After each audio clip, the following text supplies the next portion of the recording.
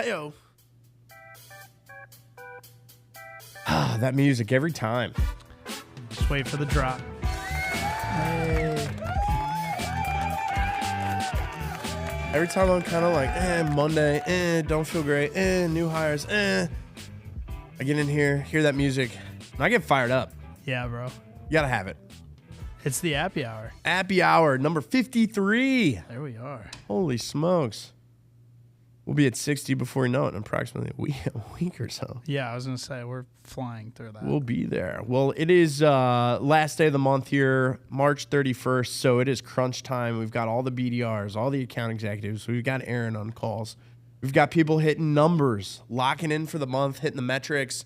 If you're here watching this podcast and not closing a deal, go back. Go close a deal right now. Stop watching. Okay, you can maybe have it up while you're closing a deal. But that's what it is, crunch time. We used to live by a phrase where, the end of the month could be the worst thing and the best thing. If you're having a bad month and the end of the month rolls around and you get a fresh start tomorrow, that's the best thing that could happen to you. If you're having a great month and the month ends tomorrow and you got to start fresh, maybe it's the worst thing. Maybe you're ready to do it again. But either way, it's the end of the month.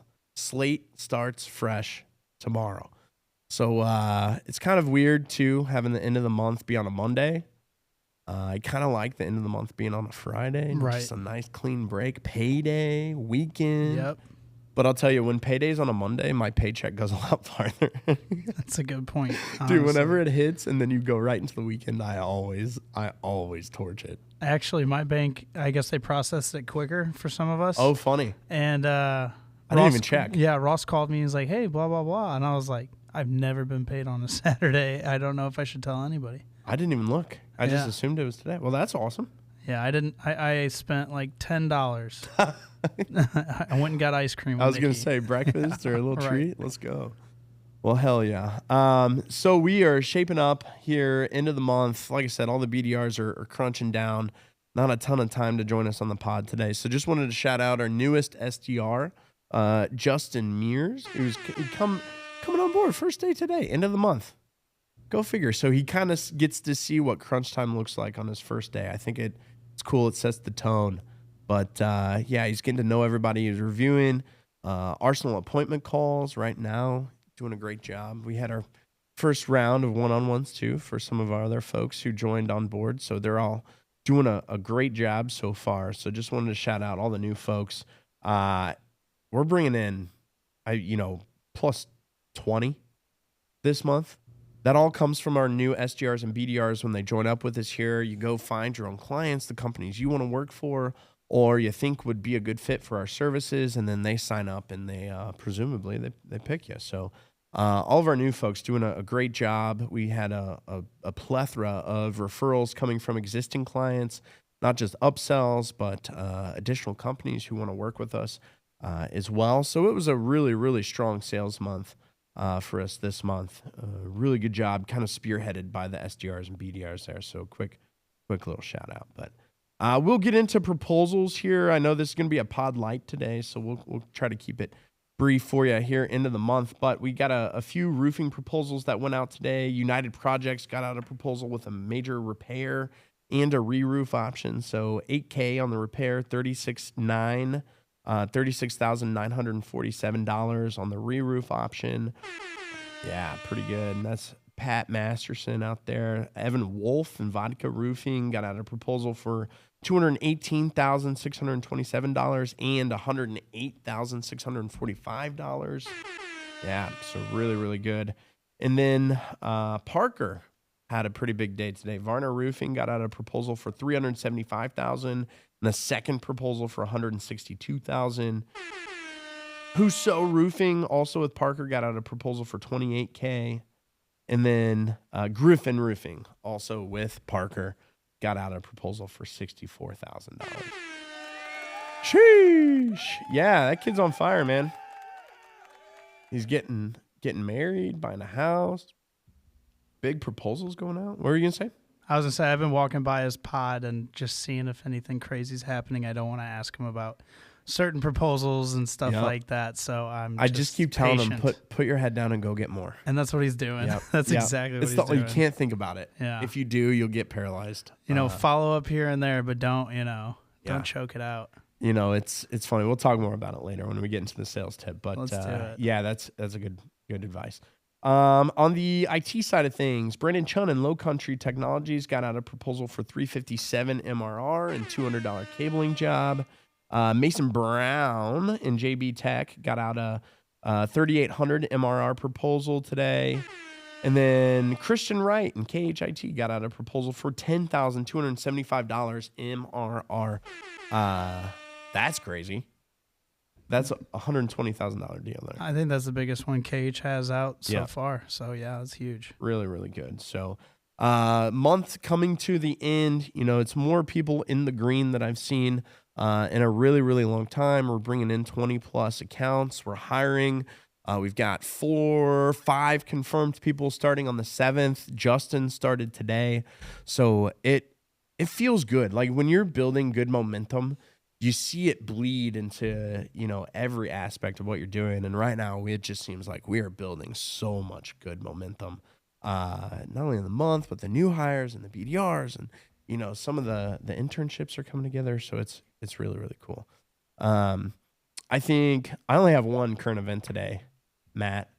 Hit me with it. You a big Tom Segura guy?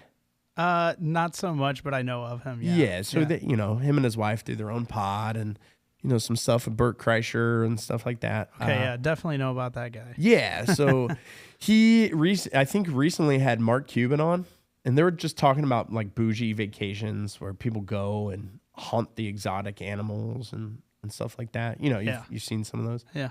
The girl who kills the elephant and harvests the tusk. And then takes a picture with it. Yeah, exactly. So apparently there's a new version of that where, off the coast of Africa, you can rent a multi-million-dollar yacht for about a week. It's somewhere between $12,000 and $40,000 for the whole week, depending on which yacht you go. But the point of this yacht and this trip is to get caught by Somali pirates. And they let you take them on, head on. That's crazy, A dude. plethora of weapons and mounted to the boats. And yeah, isn't that crazy? So I guess the ultra pirates, rich, they want to live on the edge. The pirates are like, we're not in on it, but we're in on it. Like, is it like one of those things where like if they're able to get through, it's worth it because all these millionaires are on the yacht? Like the Somali pirates are game. Yeah, Like, I they're down? mean, it sounds like it. I don't know. That's pretty crazy. I'd rather do that than go to the bottom of the ocean in a submarine. Though. Oh, dude, is that too soon? Yeah, because it happened again, so I guess it is too soon. No, did it? It's somewhat. I don't know. I scrolled past Another an one? article. Yeah. Is it the Titanic again? No, it was just somewhere on the ocean floor, and I don't know if it imploded. When or, are we gonna learn? I don't know. It's just we're not meant to be down there. Uncharted for a reason. I agree. Jeez. Be I that don't know. guy who says aliens again. I'm pretty claustrophobic, so I wouldn't have been caught dead in No. the one submersible, the Stockton Rush or whatever, that guy's submersible. But yeah, man, I don't know. Just seeing the layout and hearing the story now of what all happened in train, I wouldn't be caught dead in that thing. Using a PS2 controller. Yeah, it's like a Gen 1 Xbox. That's how I knew it was absolutely doomed from the start. This guy doesn't even have the most up-to-date controller. Piloting a submarine thousands of feet under the ocean in one miscue, you popped and you're done. I'm good. I'm okay. Yeah. I get nervous when my wife drives on the highway. Yeah. I'm not. How many times have you ridden passenger? Not many. Yeah, not many. I usually try to sleep so that way I just don't see it coming. Yeah. I'm the type that just keeps saying, "Oh, there's something up there." Like I'm just overdoing it. I whenever immediately she's turn driving. into the guy I hate. Right. When I'm Same. in the passenger seat. Same. It's bad. So I thought that was funny. Is that the question I was going to ask you is which vacation would you pass on? Is that the next? I would probably pass on Somali pirates. I'm passing on definitely the submarine trip to the Titanic. Yeah. Jesus. I mean, honestly, the world or the ocean is just is scary on its own. Yeah, I've got that thing where if I can't see the bottom, I don't like it. Yeah. I don't like the dark, deep blue ocean. Or land. If I can't see land, like 360, a little weird. I'm good. I don't know. I've never been on a cruise. I'd probably be down to go on a cruise. Right. The color run in India. What is that? You run the marathon and they're throwing all the dyed powder at you, and at the end everyone's really hip on that. I don't know. I just see stories about people eating the street food in India and getting terribly sick. Yeah. Like, I'm really good. I didn't know about that until like 5 years ago. A friend of mine, his mom was working overseas, and they're like, "Hey, don't eat anything from the vendors." Blah blah blah. Like, their stomachs can handle this. Ours are not conditioned whatsoever. Yeah. Oh yeah. I've read about that. And I didn't know that. I'm like, I would have been over there like, what's the best thing to eat? Yeah, I'll go try it, and then be gone. I think it's the hours. same down in Mexico too. It's Yeah. like, man, at this point, it's just a beach. Why do you need to go to Mexico? I'm good. I don't know. I'm probably staying in the domestic 48. Yeah, that's what I've done so far. Yeah, mountains, famous churches. We have it all here. There's no reason. No reason. You got to a go. good point there. We don't have pirates. Okay. Yeah. Hey, but if you want pirates, it can be done. Somalian pirates. Jesus. Is that I'm the captain now? Is that Somalian? I am the captain now. Yeah. Okay. Exactly. What about would you let them launch you into space with old Bezos? No. Okay, yeah, if you had to pick 3 though. Well, or it's pick one out designed to of come 3. back. You're just in the upper atmosphere. You're not actually going to the moon or anything, but like, you get to float around for a few minutes and come back. You doing that one? Well, do you think your heart could take liftoff? Because I don't think mine. Let's just say it could, Okay. but you might crash on the way back. Come on. Yeah, that would suck if you just die off liftoff. Submarine versus spaceship. I'm picking spaceship. Now, pirate ship versus. I'm not doing that. Yeah, I mean, dude. It's like Elon said that we would be building a Mars colony, but he's not paying anyone to go. It has to be volunteers. Would you volunteer? No, I'm good. Like if I had. You don't need to get off the rock. No, yeah, not at all. Okay. Now, if I'm being forced, it's like you have to pick one or the other. Then that's a different story. But Cool. yeah, I don't know, man. I'm probably not doing any of those, dude. Yeah, I'm staying home. Like, if anything, if the world comes to an end, I'm going to dig a bunker and just go down. I heard there's caves down there. Caves in L.A., caves all over. Yeah, well, the Vegas caves that I haven't heard about Vegas. I heard the L.A. tunnels or whatever. You can drive in them. Oh, okay. No, this is like all of the homeless live underground in Vegas. That sounds kind of awesome. Yeah, like there's a bunch of people who like. Actually, I can confirm there's a couple of things. I went to school at Missouri State. There is a cheese cave in Springfield, or just outside of Springfield. What cheese cave? Yeah, it's operated by the Department of Defense. I guess cheese is shelf stable for a very, very long time. So in the 40s and 50s, when we thought that there was a nuclear attack that was very imminent, the government started hoarding cheese because it's a quick, easy source of protein. It's shelf stable. Wow. Whatever. So that's in Springfield, Mo. So we know the caves are there. On top of that, there's something called the Springfield Underground. And it is kind of like what you're describing. There is a bunch of transient folks who come and go. They don't have jobs, but they all live underground. That's crazy. During the Industrial Revolution, instead of leveling buildings and alleyways, they built over them. So now underneath Springfield Mo, there's a giant complex of tunnel systems and, alleyways that were there in the 1800s that now you've built over. Wow. And our friends would go explore. Yeah. And it was always a myth, are people down there? Well, I was there my sophomore year. We're down exploring, and you hear footsteps walking in water behind you. You hear a bunch of stuff happening. And it's just dark. There's clearly something going on. Yeah. So we leave, and like 2 or 3 weeks later, a girl had been abducted. And she was missing for like 2 weeks. And there was a cult of vampires. Yeah, I do vampire remember people. something about this. And they lived in the Springfield Underground, and they made her the vampire queen. They did, yeah. It was crazy. She escaped. The prophecy. And she told the stories, and then the authorities went down and cleared it all out. But, yeah, crazy. Wow. L.A. caves, L.A. tunnels, I believe it. Yeah. Ultra wealthy, probably under there, but that's what I'm going to do too. Yeah, shelter. Right. Yeah. It's Well, like cool. Inner Earth people. Sam, you got any good news? Sure. What do you got? Hit number 20. Well, Nick hit number 20. I helped. did help. I heard you. You want to give us a rundown? Yeah, real give us a quick? quick breakdown. Just Come sit on, down we're for live. 60 seconds and jump back. Can you bleep? Can you bleep me? I can in post. Okay. Well, just it. Do it live. Yeah. Okay, we'll do it live. I just got why you said that. Are you guys mid-pod? Am I coming in here? Full pod. Light pod? Pod light? Like middle of it? Are we going? We're going. All We're right. going. What do you got? Sorry I'm late. Got a little deal day? Yeah. We got our 20th new customer signed up for the Let's month of go. March. Number 20. Number 20. So 20 new clients. It was a great month for us. It was the last day of the month. We were really pushing for that goal.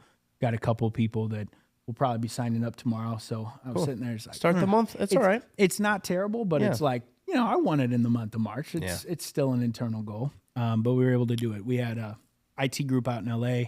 Nick, our new account executive, he's been working feverishly trying to get his first win and just needed a little bit of help. I saw him really locked in today. Yeah. He had some guys that really wanted to sign up, but, we got the reference ask, which I tell people all the time, references are not a problem.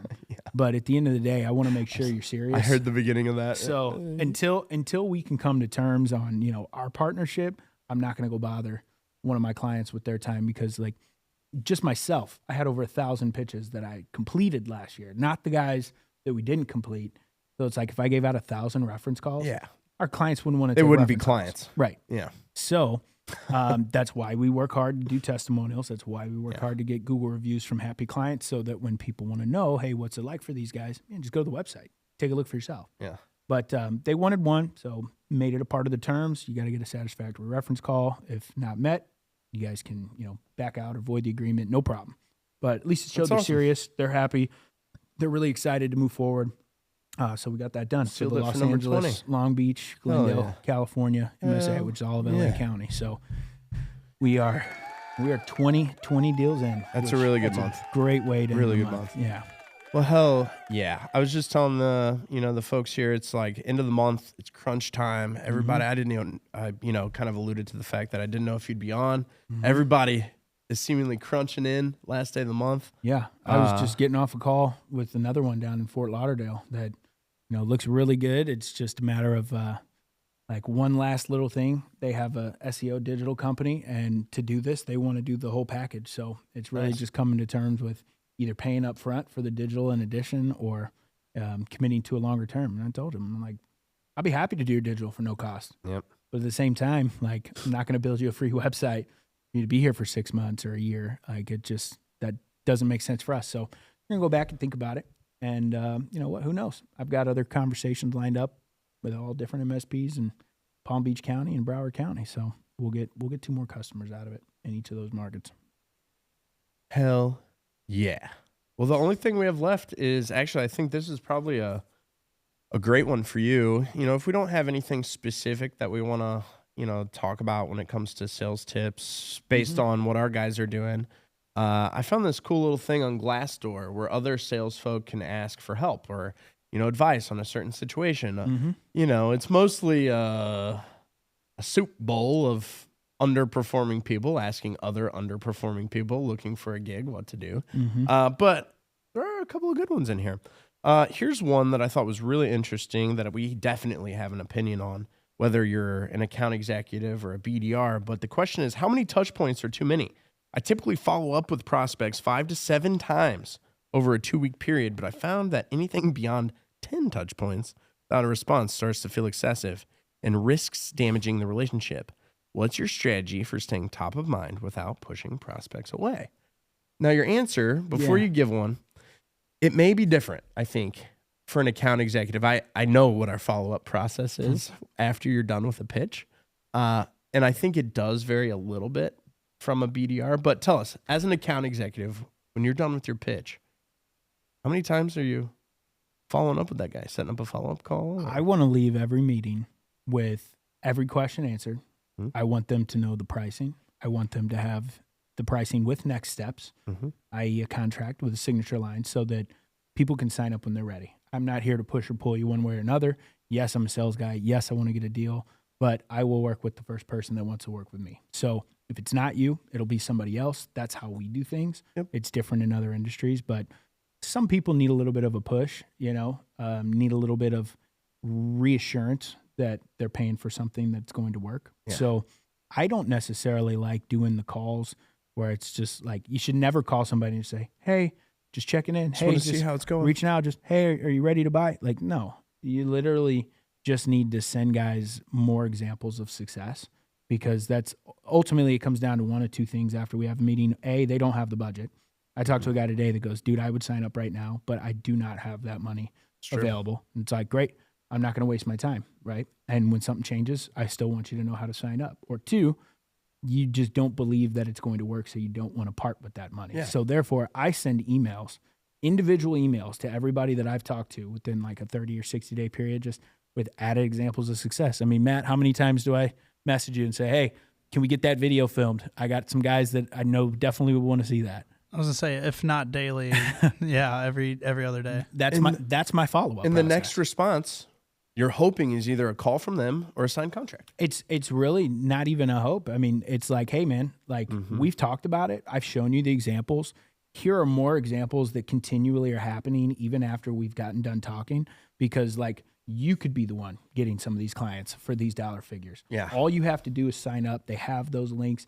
And I get guys that will tell me, Sam, I love the videos. Keep sending them my way. Our budget's not there. Cool. Not a problem. I'll keep continuing to do so. I think for us, your time is better off spent talking to someone new, like who wants to hear more about our service. Yeah. You've left that previous prospect with every option available to sign up with our service, when to start, how to fill up the agreement.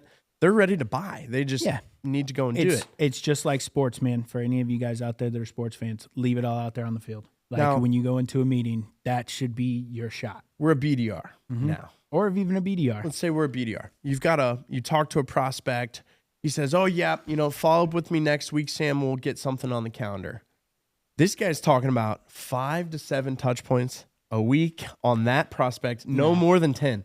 I literally capped mine at 5. Like when I had somebody that was a warm lead, it was like, hey, I'm not from my calendar, or I want to get this person involved, whatever. Yeah, you got to continue to follow up to get that appointment, because you're the one asking for it. But I would do every other day for 2 weeks, which would be a maximum of like 5 times. That's it. This guy's talking about doubling that. No, because you got to leave messages. You got to send emails. You have to try. And you got to try at different times of the day. It sounds desperate. It does. When you're calling someone 10 times in 1 week, you're actually killing the rapport that you've built, because they no longer trust you.